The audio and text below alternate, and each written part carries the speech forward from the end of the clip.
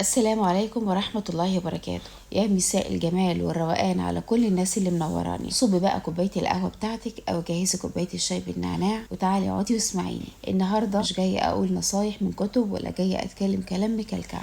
النهاردة أنا جاية أفتح معاكم من قلبي في حاجة كلنا بنمر بيها وبتاكل في أعصابنا أكل التفكير في بكرة، القلق اللي بيخلينا مش عارفين ننام ولا عارفين نستمتع باللحظة اللي احنا فيها، الوش اللي في دماغنا، الزن اللي ما بيفصلش عن بكرة. احنا ليه بنخاف من اللي جاي؟ بص يا ست الكل، العقل البشري طبيعته بيحب السيطرة، بيحب يحس انه عارف كل حاجة هتحصل.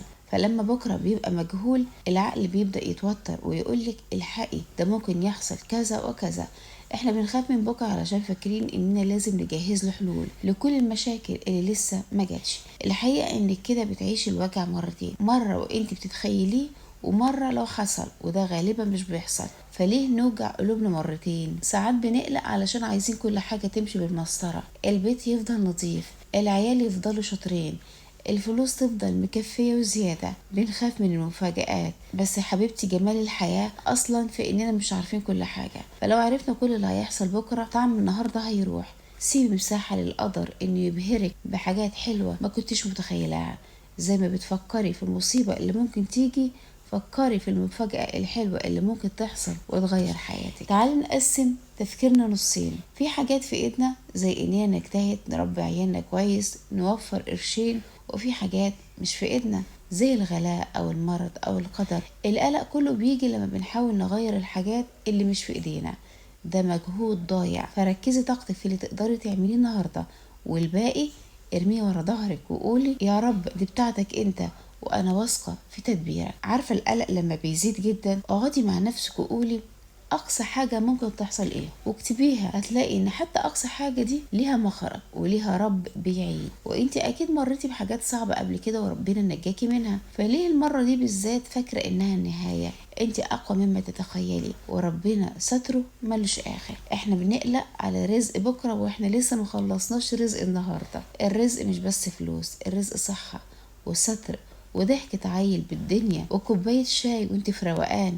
فلما تقعدي تحسبيها بالورقة والقلم في الغيب الحسبة بتبوظ، لكن لما بتحسبيها بالبركة بتلاقي ان القليل كفى وان اليوم عدى بسلام. ربنا اللي شايلك وانت طفلة وشايلك وانت عروسة وشايلك وانت ام مش هيجي دلوقتي ويتخلى عنك. قبل ما تنامي بلاش تمسكي الموبايل وتقولي اخبار تسد النفس او تشوفي حياة الناس اللي بتبان مثالية. هاتي نقطة صغيرة واكتبي فيها 3 حاجات مثلا بس حصلت النهاردة وانت ممتنة ليهم. انك طبخت طبخة حلوة، ان جوزك قالك كلمة كويسة، انك خلصتي شغل بيتك. فلما تنامي وعقلك مركز في الحلو اللي بيحصل ما بيديش مساحة للوحش اللي ممكن يحصل. عايزاكي تاخدي كلامي بمحمل الجد، خديه بنفس عميق وطلعي معاه كل التوتر اللي جواكي. بص في مرايتك وابتسمي لنفسك، انت بتعملي مجهود عظيم ومحدش حاسس باللي جواكي قد ربنا. بكرة ده مش عدوك، بكرة ده هدية جديدة من ربنا علشان نحاول تاني ونضحك تاني. عايزاكي تعرفي ان القلق مش هيغير بكرة، لكنه اكيد هيسرق منك جمال النهاردة. العمر بيعدي والخوف بياكل من ايامنا الغالية. مفوضي امرك للي ما بينامش ونامي انتي وارتاحي. عيالك محتاجين ام هادية وراضية، مش ام شايلة هموم الكون فوق كتافها. يا رب تكون الدردشة البسيطة دي كانت خفيفة على قلوبكم ومسحت ولو جزء بسيط من القلق اللي شايلينه. انا دايما هنا معاكم، بنكبر سوا وبنتعلم نسند بعض بالكلمة الحلوة.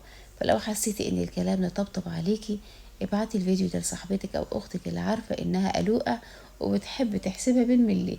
وخلينا كلنا نساعد بعض اننا نعيش برضا. مستنية اسمع منكم في التعليقات الكلمة اللي لما بتسمعوها بتحسوا ان الدنيا لسه بخير، وهي اكتر فكرة من اللي قلناهم النهاردة لمستكم بجد. انا بقرا كل تعليقاتكم وبفرح بيها جدا كانها جوابات جايه ليا. اشوفكم على الف خير في الفيديو اللي جاي باذن الله، وقلوبكم دايما مليانه سكينه طمانينه. استودعكم الله الذي لا تضيع ودائعه.